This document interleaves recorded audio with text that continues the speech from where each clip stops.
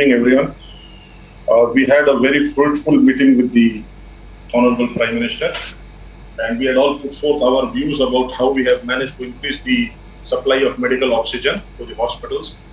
Of course, there are certain bottlenecks which Honorable Prime Minister has assured that they have already taken concrete steps to ensure that those hurdles are cleared. And everyone in the industry have supported the initiative of the government, and we are doing our best to hike up our production and to ensure that we supply uninterrupted supply of medical oxygen to hospitals and all the COVID patients.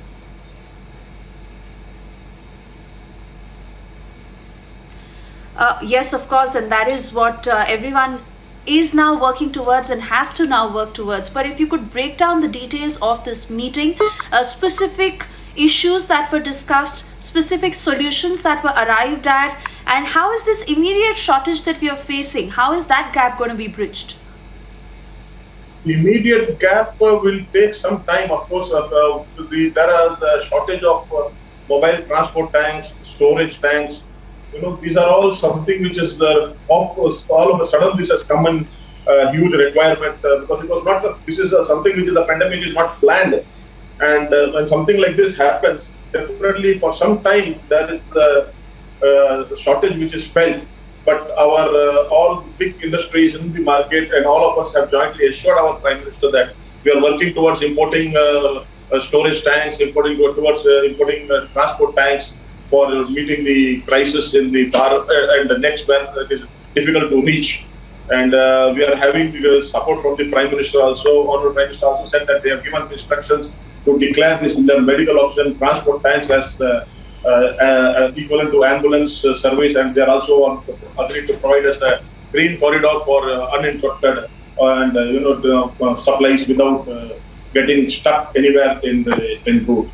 So there are a lot of initiatives which the government is taking. Of course, we are also trying our best, and whatever the cylinder backing is there with the manufacturers, where they are using for oxygen, industrial oxygen, nitrogen or argon, have been all most of them have been getting converted into medical oxygen, so that the supplies where the hospitals do not have tanks for storage and were banking on cylinders, they can also be supplied cylinders accordingly.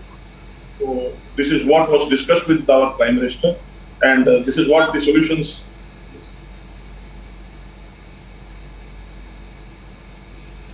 Which is why, Mr. Saraf, I wanted to understand from you, while obviously the shortage that we are facing at this point is the focus, is parallelly plans underway or discussions underway to how we have to fix it in the long term as well? Ensure there is sufficient oxygen supply, because indeed we are facing a huge surge at this point. We don't know how the situation is going to be in the next couple of months. So we need to also prepare slightly in the midterm, in the long term. Yes, for that is the reason why the government is now supporting everyone for import of tanks wherever available across the country, across the globe. And people have also started importing huge quantity of tanks wherever it is available, wherever they are able to store for transporting liquid, and also for decanting the liquid from their transport tanks into the installations at the hospitals.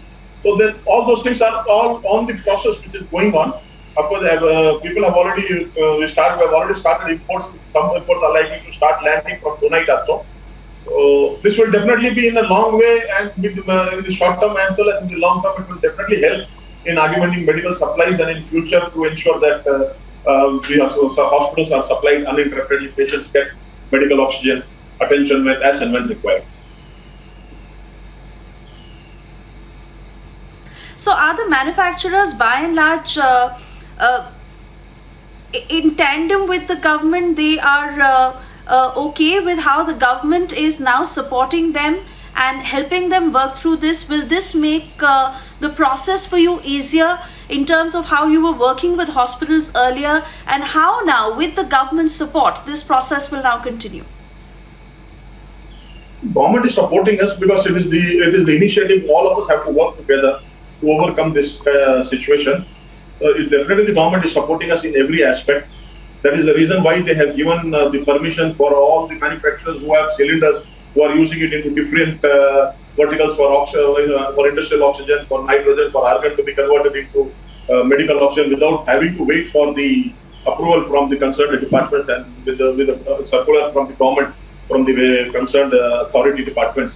So we are able to now convert our cylinders easily without having to wait for our application to the department for converting the cylinders from one gas to the other gas. These kind of initiatives of the government are definitely helping the government also, plus helping the patients and also the industry.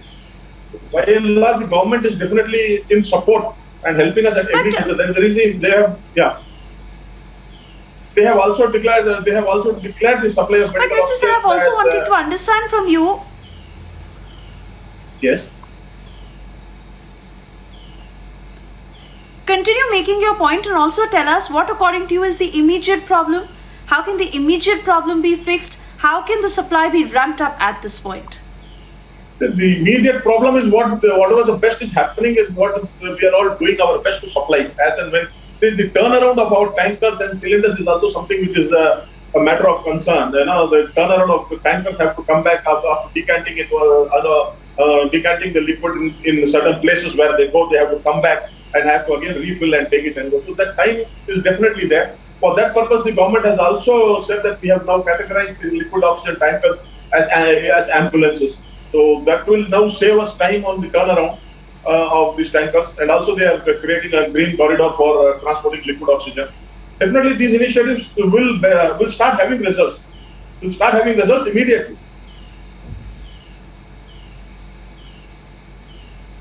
That is quite a relief to hear, Mr. Saraf, given how this crisis has just taken over this entire problem. But also wanting to understand from you an overview of that meeting. How many manufacturers were a part of it? Are you convinced with the way the government is functioning now? Were more manufacturers invited so that the supply can be ramped up at the earliest? And with the kind of support that the government is lending, together we'll all be able to work towards a solution much, much faster, according to you?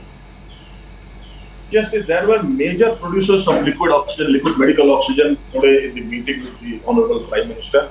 And they have all assured, all of us have assured the Prime Minister that we are doing our best, and we are also increasing our production from our existing levels to the required levels, and rather even more than what will be required. We are so building up a buffer for the future requirements. The government initiatives are definitely there, are helping the industry in all aspects to control this COVID situation, and also to ensure we have these medical supplies to the needy and to every person suffering from this COVID disease.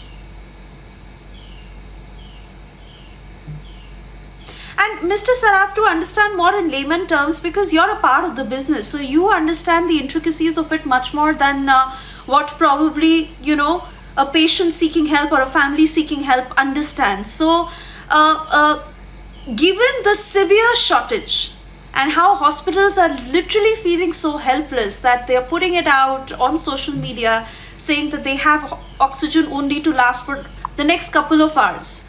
Now, how is that problem being fixed? How is oxygen being supplied to them?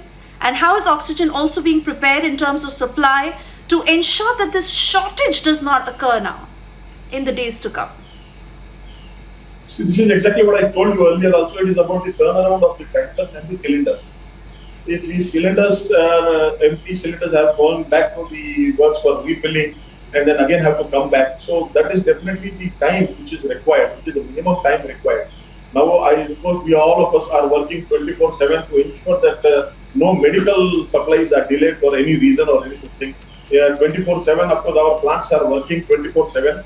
And we also now ensure that we dispatch the production as soon as any vehicle comes, they are filled up and they are dispatched. But certain things are there, but which are beyond human control. But we are trying to overcome all those things. And because even those bottlenecks we are trying to overcome with the government support.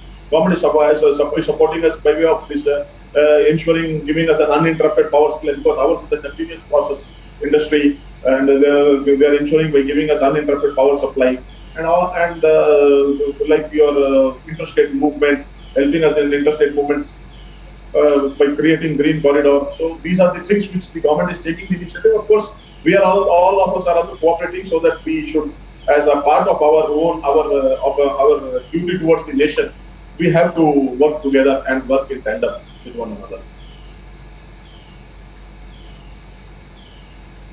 Mr. Saraf, many thanks for not just sharing your inputs but also helping us understand where we stand at this point, given the issue we are facing and how everyone is now working towards it to find a solution at the earliest and to fix this problem.